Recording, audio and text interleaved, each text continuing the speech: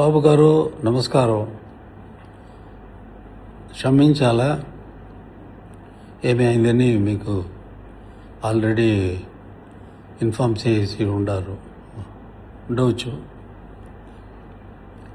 మీకు లోకల్లో ఎన్నెన్నో ఫ్రెండ్స్లు, అది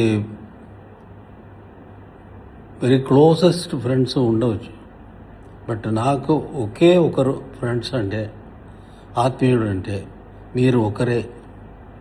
అది ఈ రోజులో బయటికి చెప్పడం నాకు చాలా ఇష్టమైంది. అది వచ్చి అక్కడ చెప్పుదామంటే ఏదో ఏడవడం జరిగిపోయింది. ఫ్లైట్ మిస్ అయ్యాను, రాకపోతే కూడా నా మైండ్ అంతా, నా సోల్ అంతా అక్కడే ఉందని మీకు బాగా తెలుసు. మీకు తెలుసంటే కూడా నేను అది తెలివించాలని నాకు ఉద్దేశంతో ఇది చెప్తున్నాను.